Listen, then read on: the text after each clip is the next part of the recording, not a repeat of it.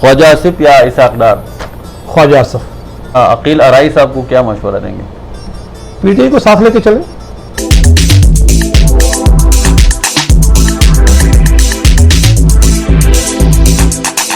बिस्मिल्लाहिर्रहमानिर्रहीम, अस्सलाम वालेकुम। प्रोग्राम परदेस रात में खुश आमदीद। मैं हूं अहमद फ़वाद ख़ान सवाती और मेरे साथ आज प्रोग्राम में मौजूद है पाकिस्तान मुस्लिम लीग नून सऊदी अरब चैप्टर सदर मलक मंजूर साहब, जो कि एक पॉलिटिकल वर्कर भी है और साथ साथ एक समाजी कारकुन है। बहुत ही पोलाइट और मुअज़्ज़ज़ इंसान है, जो बहुत ज़्यादा क्वालिटीज़ है, लेकिन जो सबसे बड़ी क्वालिटी जो है वो ये है कि एक पॉलिटिकल अफिलिएशन उसका जो भी है मुस्लिम लीग नून के साथ है, लेकिन इसकी एक क्वालिटी है कि हर मकतबी फ़िक्र के लोग जो कम्युनिटी के साथ ताल्लुक़ रखता है वो साथ लेके चलते हैं, चाहे किसी भी पार्टी से ताल्लुक़ हो, चाहे किसी भी मकतबी फ़िक्र से ताल्लुक़ हो। तो मलक मंजूर साहब कैसे हैं आप? अल्लाह का बड़ा एहसान है, बड़ा शुक्र है। बहुत शुक्रिया स्वाति साहब। तो सर, सबसे पहले सवाल ये करूँगा जो कि मेरे जहन में पहले से ये घूम रहा है कि आप जो पॉलिटिकल एफिलिएशन है आपका, तो वो मुस्लिम लीग नून से है, लेकिन सोशल लाइफ में जब हम आपको देखते हैं तो आप मुख्तलिफ मकतबी फ़िक्र के लोग आपके साथ हमेशा रहते हैं, तो आप लोगों के साथ बैठते हैं, चाहे किसी भी पार्टी के साथ हो, और बहुत ही मोहब्बत से आप उनके साथ रहते हैं। तो मेरा सवाल ये है कि क्या जिस तरह बाकी पॉलिटिकल पार्टीज़ है अपने वर्कर्स पे तनकीद करते हैं, या जो हाई मैनेजमेंट होता है या हाई जो उनके कमांड होते हैं उनके ऊपर तनकीद करते हैं, तो आपको इस तरह तनकीद का सामना होता है? बिस्मिल्लाहिर्रहमानिर्रहीम। स्वाति साहब, बहुत शुक्रिया आपका। जैसे कि आपने कहा कि इस प्रोग्राम नाम है प्रदेश। हम प्रदेश में रहने वाले, बेसिकली हम पाकिस्तान की निशानी है, हम पाकिस्तान की पहचान है। पाकिस्तान हमारा वतन है। जब हम कम्युनिटी में बैठते हैं तो यहाँ पे जितने भी सब जो पासपोर्ट होल्डर हैं, हमारी कोई जमात नहीं है। हम नज़रियाती तौर पर किसी भी जमात के साथ मुंसलिक हो सकते हैं, लेकिन प्रदेश में हमारी एक जमात है, उसका नाम है पाकिस्तान। तो उसी लिहाज से हम शाम को किसी भी जगह पे तमाम पॉलिटिकल वर्कर्स बैठते हैं। हमारा इख्तलाफ राय है, किसी भी के साथ भी, किसी भी जमात के साथ इख्तलाफात नहीं, इख्तलाफ राय है। तो पार्टी से कभी तनकीद होती भी है, कभी नहीं भी होती। कभी दोस्त कहते हैं तो हम मुस्कुरा के टाल देते हैं, भाई हम तो मोहब्बतें बिखेरने वाले हैं, तो हमने मोहब्बतें बिखेरते रहना है।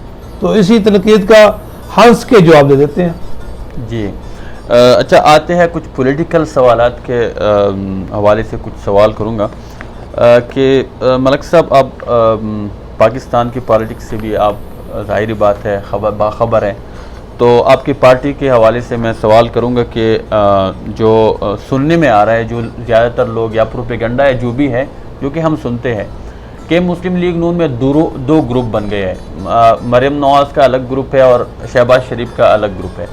तो आपको क्या लगता है कि वाकई यही है या इसमें कोई सदाकत नहीं? मुस्लिम लीग नून एक पॉलिटिकल जमात है और डेमोक्रेटिक जमात है। इसमें हर नज़रिया के लोग हैं, अख्तलाफ राय हो सकता है।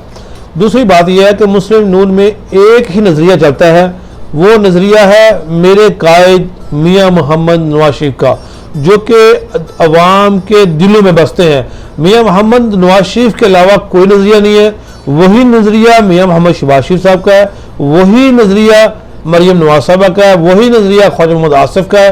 और मैं समझता हूँ कि इसाक डार साहब हों, इसानुल्लाह बाजवा साहब हों, हम पूरी की पूरी जमात का एक ही नज़रिया है, वो नज़रिया है मियाँ मोहम्मद नवाज शरीफ।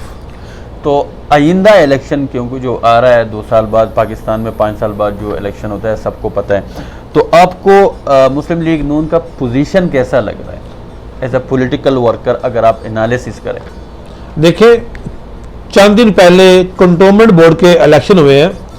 कंटोनमेंट बोर्ड जो था ये तहरीके इंसाफ की जन्मभूमि थी, यहाँ से तहरीके इंसाफ ने जन्म लिया था।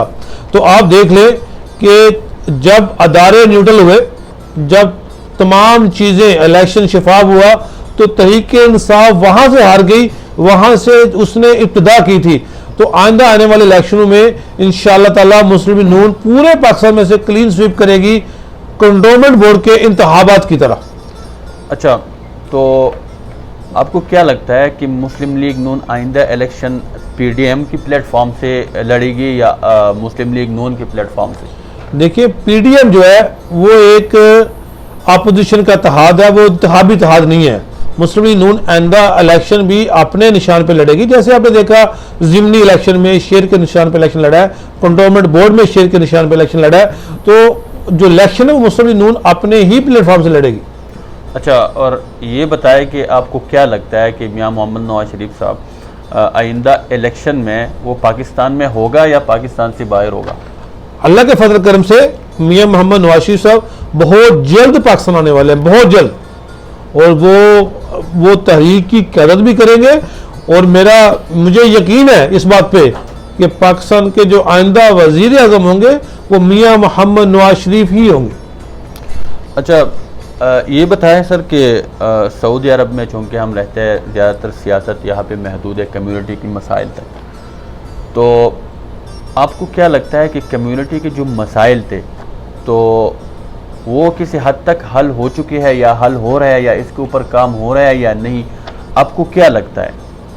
देखिए, जो कम्युनिटी के मसाइल की बात की है कि हल हो रहे हैं कि नहीं हो रहे, क्या हालात है, देखिए जब दुनिया बनी, दुनिया बनने के वजूद में आने के बाद जैसे जैसे उसकी आबादी में इजाफा हुआ, ऐसे ऐसे मसाइल में भी इजाफा हुआ। दायरे गैर में हम रहते हैं। मैं समझता हूँ कि मैं नहीं समझता कि मलिक मंजूर, मैं समझता तमाम पॉलिटिकल वर्कर्स, तमाम पॉलिटिकल जमातें अपने अपने जो सिस्टम है उस सिस्टम में रहकर कोशिश करती हैं कि जो हमारे यहाँ पे ओवरसीज़ है उनके मसाइल हल किए जाएँ। इसी तरह कौंसलेट जद्दा, सफारताना रियाज, ये लोग भी अपने जो उनके वसाइल हैं उन वसाइल को बरवेकार लाते हुए हत्तुल-इम्कान कोशिश करती हैं कि लोगों के मसाइल हल की जाए। और मैं समझता हूँ कि अपने वसाइल तमाम लोग, सिविल सोसाइटी, पॉलिटिकल वर्कर्स, जितने भी हमारे लोग हैं और बशमूल कौंसलेट और सफारताना, अपने अपने वसाइल के मुताबिक कोशिश कर रहे हैं कि लोगों के मसाइल हल हों। तो आपको नहीं लगता कि कुछ ऐसी चीज़ें आपके जहन में हैं जो कि अभी तक उसके ऊपर ना कुछ काम हुआ है ना हल हुआ है? तो अगर इस तरह है आपके दिमाग में तो वो आप मेंशन करें और उसके अलावा उसका हल बताएं कि क्या। मैं एक हल बताना चाहता हूँ, जो आपने कहा कि हल बताएं। जैसे कि बहुत से लोगों को एजेंटों से मसाइल हैं, ठीक है, बहुत बड़े यहाँ पे जो एजेंट माफिया हैं जी, बहुत से दूसरे मसाइल हैं। तो उनके मसाइल का मैं एक हल बताता हूँ कि जैसे जद्दा में कौमी इत्तेहादी फोरम है, तमाम ग्रुप्स का, तमाम जमातों का एक नुमाइंदा मौजूद है। तो कन्वीनर साहब से मैं आपने हल बताया, पूछा, तो आपसे जैसे दोस्त हैं, तमाम जो मीडिया ग्रुप्स हैं वो भी उसमें मौजूद हैं, तमाम पॉलिटिकल जमातें उसमें मौजूद हैं कि हर महीने बाद, 1.5 महीने बाद, 2 महीने बाद एक वर्कशॉप मुनक्कद की जाए जहाँ पे कोई किसी न किसी एक मसाइल को, मतलब कि एक दिन हम ये वर्कशॉप कर लें कि आपने वीज़ा बाहर से नहीं खरीदना, दूसरे महीने हम ये वर्कशॉप कर लें कि आप लोगों ने जो एजेंट माफिया इधर उसके हत्थे नहीं चढ़ना, ठीक है। तो हर महीने के ये एक प्लेटफॉर्म है कि जिसके ज़रिए हम आगाही मुहिम चला सकते हैं। हमें आगाही मुहिम चलाने की ज़रूरत है।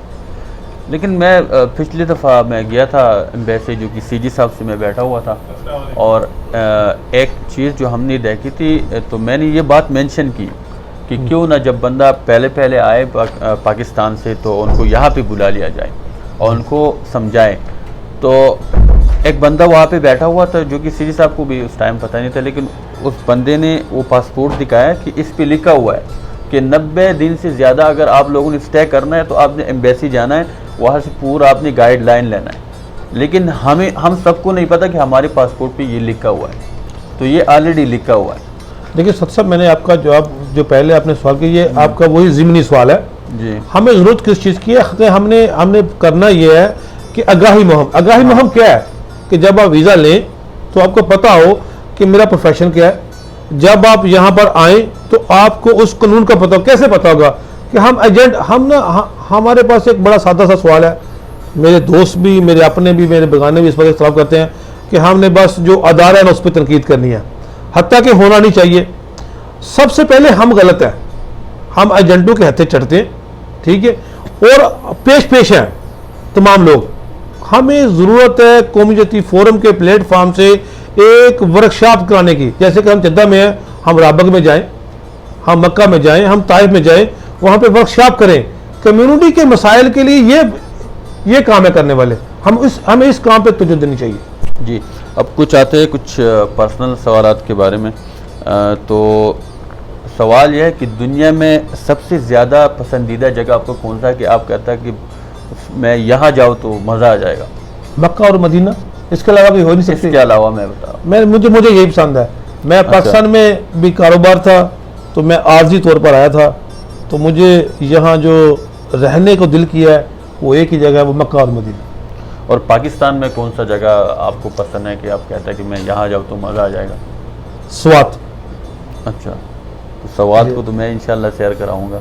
जी ज़रूर, मैं स्वात एक खूबसूरत जगह है, वो तो इंशाल्लाह मैं तो आपको याद होना चाहिए कि सन 2000 से पहले स्वात में कम अज़ कम 1000 से ऊपर फैक्ट्री थी, जिसमें सिगरेट की थी, जिसमें बर्तन की थी, जिसमें प्लास्टिक की थी, जिसमें स्पोर्ट्स वियर्स की थी।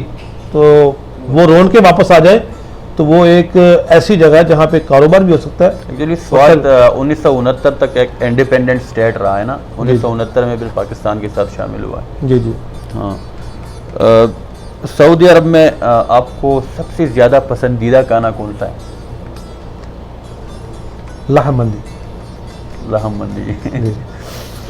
अच्छा, एक हमारा सेगमेंट है जो कि शॉर्ट क्वेश्चन मैं आपसे पूछूंगा और आपने दो में से एक चूज़ करना है। जी जी। कि मैंने दो नाम लेना है और आप उनमें से एक चूज़ करना है। जी जी।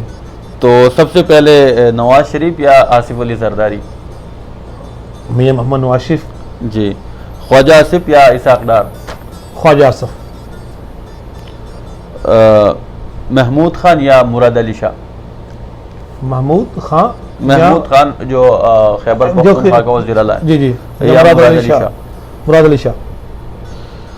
तलाल चौधरी या मरियम औरंगजेब? मरियम औरंगजेब। इमरान खान या आसिफ अली जरदारी? आसिफ अली जरदारी। बिलावल या मरियम नवाज? मरियम नवाज। अच्छा, कम्युनिटी के एक सवाल, चौधरी अजहर वड़ाइच या चौधरी अकरम? चौधरी अकरम। ओके, इसके बाद एक सेगमेंट है जो कि मैंने आपको एक नाम लेना है और आपने उसको मशवरा देना है डायरेक्ट। तो सबसे पहले बिलावल को क्या मशवरा देंगे? बिलावल अब शादी कर ले, हमारी बात कहाँ सुननी है सर, लेकिन बेहतर है, उम्र बढ़ती जा रही है। शाहिद खान अब्बासी को क्या मशवरा देंगे? शाहिद खान अब्बासी साहब अपने लीडर मियां मोहम्मद शबाशी साहब की गाइडलाइन पर चले तो अच्छा है। उस्मान बुज़दार, उसको क्या मशवरा देंगे? पंजाब की वज़ारत उज़्मा छोड़ दे। नवाज शरीफ को क्या मशवरा देंगे?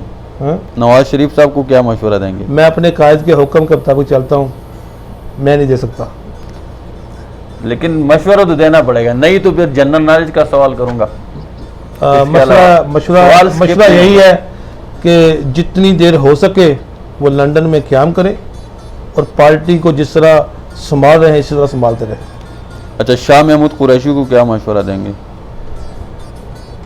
गद्दी नशीनी पे तवज्जो दें तो बेहतर है। ख्वाजा आसिफ साहब को? ख्वाजा आसिफ साहब जिस तरह वर्करों की और ज़िला सियालकोट की शान है, देखभाल कर रहे हैं, तो वो बेहतर अंदाज से कर रहे हैं, उस तरह करते रहे। अच्छा, अपना अकील अराई साहब को क्या मशवरा देंगे? पीटीआई को साथ लेके चले। ख्वाजा हम्माद साहब को क्या मशवरा देंगे? जैसे सब लोगों को साथ लेके चल रहे हैं, अच्छा है। चौधरी अजहर वड़ाइच को क्या मशवरा देंगे? चौधरी अजहर वड़ाइच साहब को क्या मशवरा देंगे? लस्सी पीनी चाहिए। खालिद रशीद साहब को क्या मशवरा देंगे?